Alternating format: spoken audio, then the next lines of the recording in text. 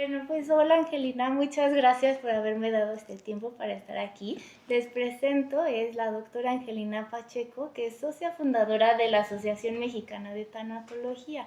¿Cómo estás, Angelina? Muchas gracias, Anilu. Muy contenta de poder hablar de este tema que se me hace que es tan importante, porque además el poderles aclarar a quienes nos escuchen que la tanatología habla de vida. Exacto. De calidad de vida y de una preparación a lo largo de la vida para tener una buena muerte. Y no nada más hablar de la muerte física, sino que hay muchos tipos de muertes emocionales, de salud. Entonces, es un tema que abarca la vida completamente en sus diferentes áreas. Sí, yo creo que no podemos hablar de la muerte sin hablar de la vida y no podemos hablar de la vida sin hablar de la muerte.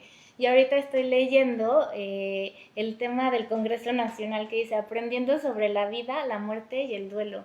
Creo que son 3 temas súper importantes que van relacionados el uno del otro. Sí, en este caso me gustó mucho el tema central, fue el Congreso de noviembre del año pasado. Y bueno, las ponencias hablaban precisamente de la importancia de hoy hablar del tema, porque la longevidad está volviéndose sorprendente. Sí, definitivamente. Hoy pasamos los 100 años. Sí, cuando antes, ya decías a los 65 y ya si llegas a los 70 era qué buena vida tuviste, ¿no? Anilú, en 51 que yo nací, el promedio de vida era de 50 años. Sí, estamos dobleteando. Es impresionante. Entonces, sí. Qué bueno que has tenido la idea de hablar de este tema. Sí, pues muy bien, muchas gracias. Angelina, lo primero que me gustaría es si nos puedes decir qué significa para ti el duelo o cómo definirías el duelo. Y ahorita que mencionaste que hay muchos tipos de duelo, ¿por qué hay muchos tipos de duelo? ¿No? Mira, porque en la vida, dependiendo de cada quien, la edad, el género, la condición social, económica, los valores, todo lo que nos hace diferentes unos a otros y a la vez semejantes, influyen en la manera como reaccionamos ante la vida. En la vida vamos obteniendo ganancias, salud, vamos creciendo en conocimientos, vamos construyendo una vida. Pero también, de manera simultánea, vamos teniendo pérdidas en esa vida. Y finalmente el duelo, que la palabra viene del latín dolium, que quiere decir dolor, pero te voy a decir que el duelo es un proceso de adaptación. Claro. Mira, un duelo que compartimos con el mundo entero fue la pandemia. Todos encerrados, todos sin vernos, y sin embargo nos adaptamos. Quien pudo mejor y a quien le costó más trabajo, quien aún a la fecha puede tener secuelas de lo que vivió en ese periodo, pero son procesos de adaptación. Muy bien. Y cada quien los vive a su manera. Y hay que prepararnos, me imagino también. Y tienes toda la razón, pero no nos podemos preparar si no hablamos del tema. Exacto. Es como organizar una fiesta y no planearla. Sí. Pues tienes posibilidades de que salga mejor si haces planes. Oye, y ahorita debo cambiar, pero ¿cómo fue que a ti te gustó interesarte en este tema? ¿Cómo fue que te empezaste a preparar sobre la tanatología? Fíjate que la hermana menor de mi papá tenía 6 hermanos, eran 7, y la primera que murió fue la menor, de cáncer de páncreas, y nadie hablaba del tema. Y entonces a mí me dolía muchísimo ir a verla, porque era muy cercana a mí, y ver cómo se iba deteriorando, qué mal se ponía y cómo no se decían cosas. Y sin embargo, ella un día me dijo, esto se está acabando y lo que sí he ganado es que la familia ha estado muy atenta a mí. Y después se murió. Entonces ahí fue donde yo dije, es que hay que hablar de lo que se vive. Ese fue el gancho. Y después Alfonso Reyes Subiría, amigo muy querido y fundador de la asociación, nos invitó a participar. En realidad el que invitó fue a Plutarco, para que estuviera al frente del área místico-religiosa, pero la que se quedó fui yo. Entonces ya llevo 35 años ahí, de que se fundó la asociación a la fecha, y ahora el presidente actual, Felipe Martínez Arronte, él es médico geriatra, o sea que estamos, pues sí, hoy los geriatras, que hay poquísimos, Anilu. También te quería preguntar un poco de la geriatría después de esta, porque creo que también conforme justo lo que dices, la longevidad de la vida, vamos a necesitar más geriatras, en lugar de pediatras vamos a necesitar sí, más geriatras. Tienes toda la razón. Ahorita que dices, hasta parece broma, pero tengo una amiga muy querida que tenía un gran kinder que tuvo que cerrar a finales del año pasado, porque ya no hay niños. Sí, Entonces, geriatras necesitamos y hay pocos. Sí. Pero bueno, la fundación de la asociación así se dio, precisamente porque Alfonso decía, ¿no? Y sigue siendo vigente su frase, es un tema que México necesita y del que se habla muy poco. Y yo creo que no solo México, yo creo que el mundo necesita. De acuerdo completamente. Sí, lo estamos aquí, pero justo, muchas gracias otra vez por la entrevista, pero es esta necesidad. Yo quiero justo abrir este tema para quien lo tenga que escuchar, los oídos que alcancen, se pueda hablar sobre ellos y puedan escuchar y ir abriendo ese caminito, ¿no? Que nos me da mucho gusto, claro. Sí, pues muy bien, Angelina. ¿Y cómo crees que nos podemos preparar emocionalmente para una pérdida? Mira, yo creo que el hecho de poderlo hablar es algo que es increíble lo que puede hacer la narrativa. Sí. El que estemos platicando, ahorita que te oí platicar de lo que estás haciendo, de cómo está Emma, de cómo está Julieta, es eso lo que nos va dando vida nueva y nos va dando ideas. Entonces, platicar de que hay cosas que a veces pasan. De todo. Eso, y que cuando nos pasen podamos comentarlas. Fíjate que el mexicano tiene fama de ser muy cálido, pero en realidad nuestros queridos paisanos tienen dificultad en identificar sus emociones. Muchas, yo creo. Y más aún en expresarlas. Entonces, el poder hablar de cómo estás y cómo te sientes es el principio.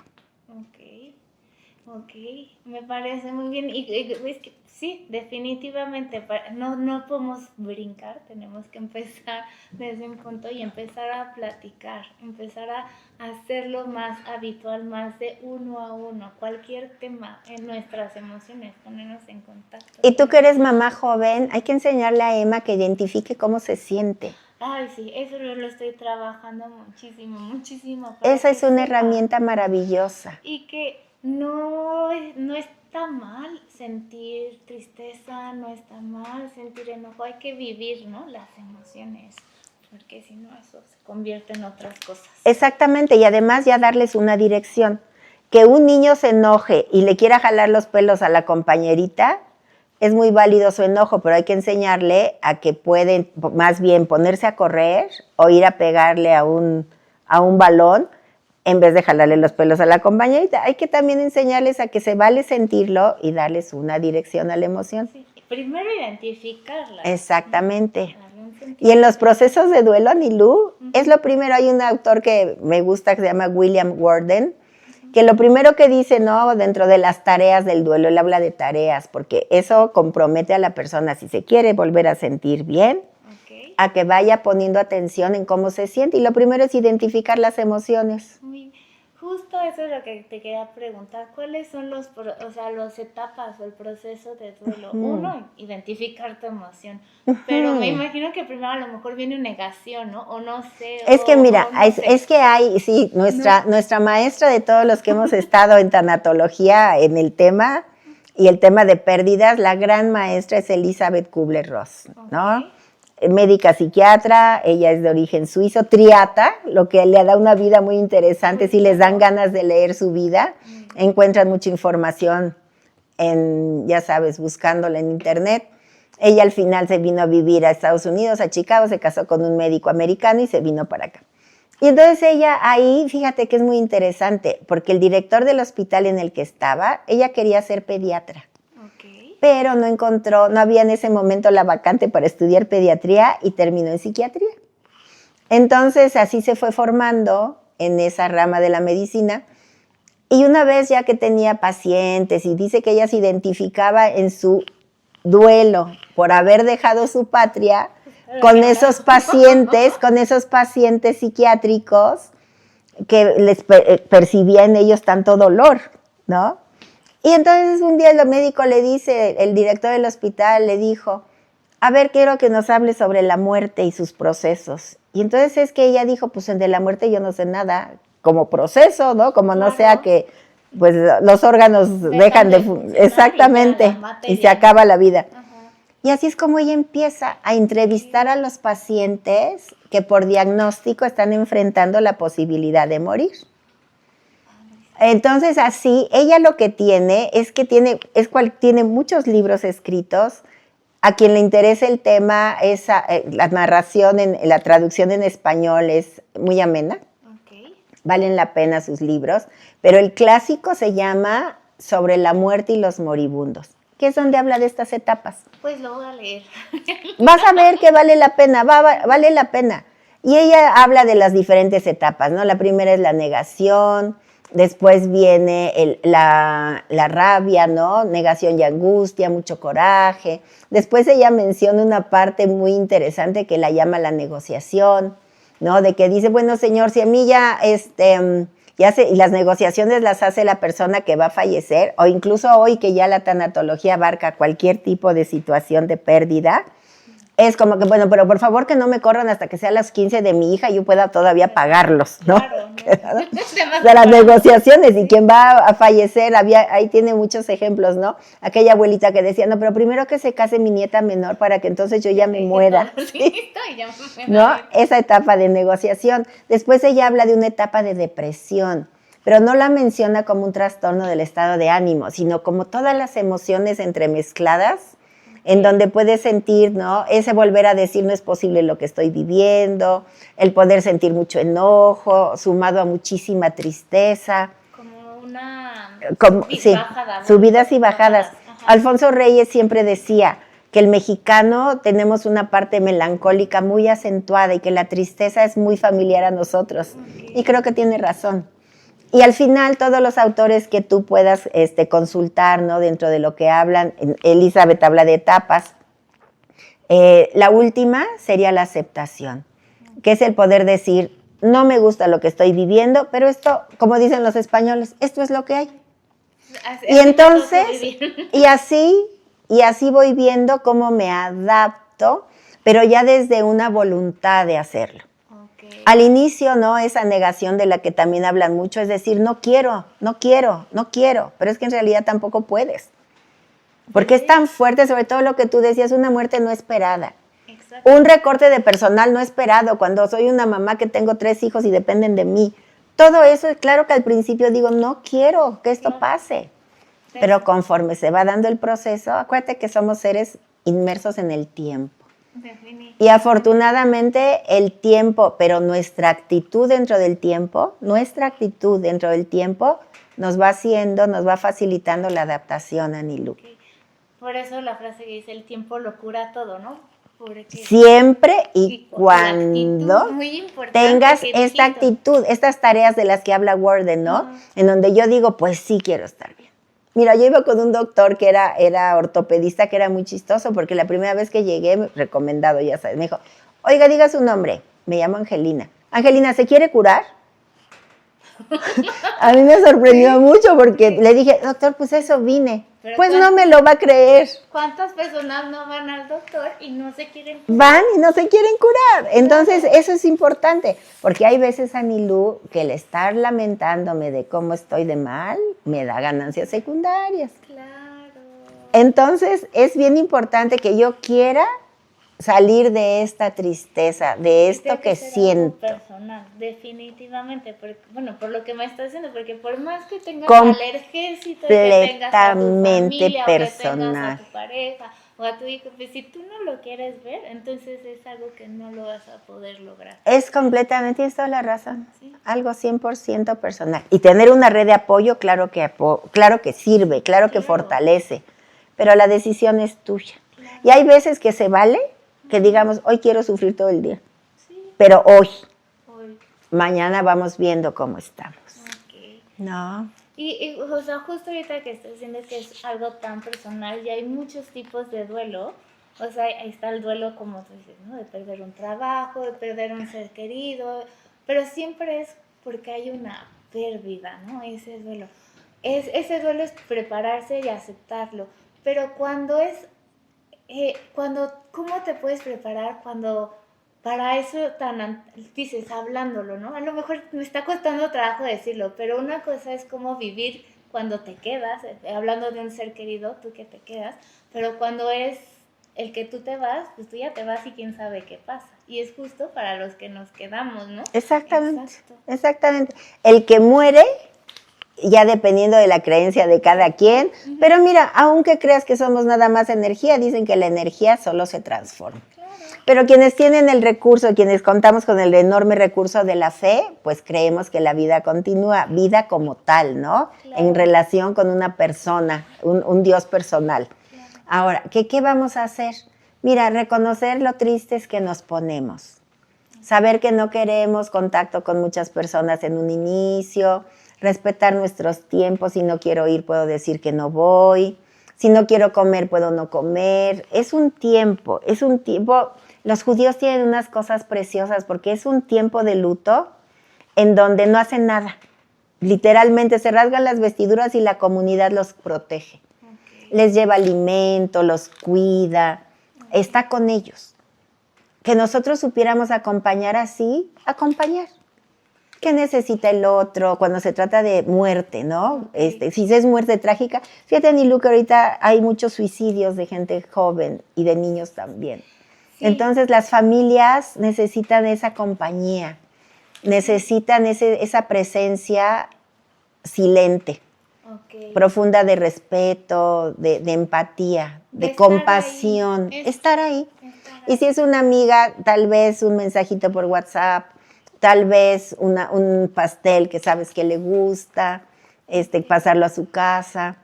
El saber acompañar también es un don, sí, ¿no? ¿Y cómo podemos desarrollar ese don? O sea, porque al fin nos va a tocar acompañar siempre pláticas a alguien. En las escuelas, ojalá los directores pudieran aceptar eso, ¿no? De pláticas en las escuelas y así hablarlo como tú dices, alguien que escuche esta plática, esta charla nuestra, que sepa que se puede. Claro, que le dé luz. Y que hay talleres de elaboración de duelo, hay duelos muy complicados, pero también, mira, cuando se complica, un duelo tiene un promedio de duración, o sea, mi adaptación a este mundo en donde ya no está el otro, mi adaptación a este mundo donde no está el trabajo que yo tenía, se lleva un promedio de 1 a 2 años, dependiendo de cada quien. Uy, es mucho el primer año es muy complejo porque es la primera vez en donde no está mi ser querido, o es la primera vez en donde sigo buscando trabajo y no lo encuentro. Claro. Entonces, saber que ese primer año tiene sus propias complicaciones. Okay. Sí, y ya si rebasa, ¿no? 1 año y medio, por ahí, de cerca de los 2 años. El dolor, yo les digo, no a las personas que me permiten acompañarlas, que el dolor va cambiando de intensidad y de color. Ok, me gusta. Porque es muy claro. Intensidad, color y textura. El primer dolor, que era desgarrador, como si fuera una navaja que te abre el corazón, se va transformando. Ya después la navaja no tiene filo, ya nada más duele de repente, ¿no? Entonces todo eso es bien importante identificarlo. Ahora, si tú buscas un apoyo profesional desde el inicio, decía Reyes Subiría, se trata de vivir ese duelo en el menor tiempo posible y con el menor dolor posible. Ok.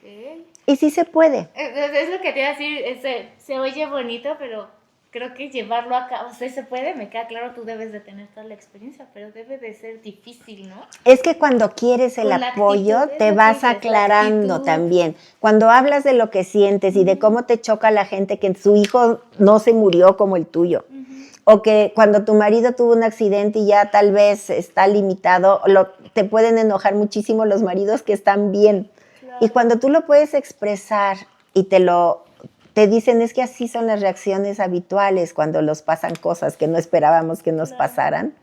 Entonces, como que todo se va acomodando de manera más sencilla, Nilu. El duelo es un proceso de adaptación. Y si nos ayudan a adaptarnos, si nos enseñan a adaptarnos, ya que veamos que lo que sentimos es muy válido y que no nos vamos a quedar odiando a la humanidad, sino que vamos a ir, ¿no?, en ese proceso camino a la aceptación. Al decir, pues no me gusta lo que me pasó, pero vamos armando, vamos construyendo de nueva cuenta una nueva realidad. Porque nuestra realidad la construimos nosotros, Anilu. Sí, me queda claro, nadie más. O sea, nadie más. La realidad nos cambia de repente, sí, pero nuestra respuesta ante lo que nos cambió depende de cada quien. Y regresamos a lo que dices, es la actitud, o sea, cómo puedes estar. Y para tener una buena actitud tienes que estar... Yo digo que hay que cuidar cuerpo, alma y espíritu. Tienes toda la razón. Las tres partes, no podemos solo enfocarnos en el cuerpo, no solo en la mente o solo en el espíritu. Estamos compuestos de los tres, hasta donde yo creo. Pero es que es así, ese es el planteamiento hoy incluso de la medicina. Sí. Somos una unidad. Ya también los médicos hablan de la parte espiritual, claro, que es lo que te da un sentido, lo que te da un significado, ¿no? Los amores que tienes, lo que para ti es valioso, el trabajo, la amistad, la lealtad, todo eso, porque todo se afecta. Tus creencias religiosas también se ven afectadas muchas veces con una muerte por accidente. Sí. Dices, bueno, pues ¿dónde está Dios? Porque también tenemos muchas creencias, sí, justo, ¿no? En otra entrevista van a poder escuchar al padre Pablo, justo hablaba de este tema, cómo también es importante cuidar el espíritu en este momento, en un momento de duelo o en un momento de muerte, porque todo suma, ¿no? No Exacto. Puedes separar y decir, no, de aquí estoy bien, pero acá no. O sea, todo va sumando y me hace mucho sentido con lo que ahorita estás comentando, ¿no? Claro. Hay que cuidar todos los aspectos y en ti está buscar y querer y prepararte, pero eso se enseña, como tú dices, desde chiquitos, porque es como explicabas, ¿no? Tu camino, nadie habla, y es como un elefante, el elefante blanco que está en el corte que nadie quiere hablar, pero ahí está. Entonces es el mejor momento para empezar a hablar, ¿no? Sí, Anilu, y que tú hagas esto, pláticas, ¿no? Que de repente digan, ¿de qué van a hablar? Pues de cómo son los duelos. Y pueden hablarse los diferentes duelos. ¿Por qué tipo de muerte, no? Porque dependiendo de cómo muere la persona y a la edad a la que muere la persona, la reacción familiar, claro, y las circunstancias. La familia va a reaccionar diferente. ¿Cuántas veces en la misma familia, ante la muerte por accidente de un padre, cada quien reacciona de manera distinta? Definitivamente. Y respetar el duelo del otro. Entonces, se pueden hacer muchas cosas. De hecho, mira, ahí la Asociación Mexicana de Tanatología, AMTAC, tiene cada miércoles 1 de mes una plática sobre los temas. Entonces, a quien le interese, busca eso en internet. Y son por Zoom. Es como, si te interesa, hay a dónde acudir. Además, yo sí te puedo decir con mucho orgullo que esta fue la primera asociación de tanatología en México. Padrísimo. En nuestra República Mexicana. Sí, de veras sí. Porque primero Alfonso Reyes, ¿no? Y ahora Felipe Martínez la han mantenido. Te voy a contar que una plática que di en la sesión académica del mes pasado, eran 300 personas conectadas. Padrísimo. Es que son 300 personas que se conectan de diferentes partes de la República y de Sudamérica. Padrísimo. Es que con esto no hay límites, no hay fronteras. Es algo eso sí nos dejó la pandemia. La ventaja de la comunicación en línea. Padrísimo. Y que además te voy a decir una cosa, sí se experimenta emociones, aun que estemos en línea. Entonces, a quien le interesen los temas, hay muchos. Entonces, así, en la página, así. AMTAC o Asociación Mexicana de Tanatología AC, y ahí se meten. Hay una biblioteca, hay tesinas, hay muchas cosas que pueden, si les interesa. Ay, padrísimo. Ahí poder buscar información. Pues, padrísimo, Angelina, pues muchísimas gracias. Encantada, Nilú. Y por último, ¿qué consejo te gustaría dejar así para los que nos escuchen? Aparte de que ya nos diste una herramienta buenísima, pero ¿qué consejo aparte de hablar? Es que has dicho puros consejos, pero algo que tú dejaras, una semillita. Mira, una semilla que a mí me gustaría dejar es que analicemos mucho desde un proceso de reflexión la propia vida. Okay. Si yo hoy pudiera dejar una herencia, ¿qué te dejaría? No, ¿qué le dejaría a los que amo? Mi amor por los amigos, mi amor por el estudio, mi amor por las jacarandas, ¿qué les dejaría? Que eso lo hagan. Porque cuando pensamos, no, lo que puedo dejar, pero de lo que me ha hecho ser quien soy.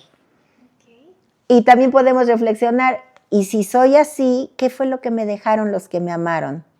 ¿Qué me dejó mi madre? ¿Qué me dejó mis abuelos? ¿Qué me dejaron? Eso sería, y ni siquiera son como consejos, Anilú, son como comentarios para la vida, como para ponerles un color lindo. Sí, Ahorita esta época de las jacarandas y me las encanta. bugambilias, pues así pues sepamos pintar nuestra vida de esos colores. Padrísimo. Pues muchísimas gracias, Angelina. Gracias por abrirnos las puertas de tu corazón y de tu sabiduría y de estos consejos tan bonitos. Encantada, Nilu. Muchas Encantada.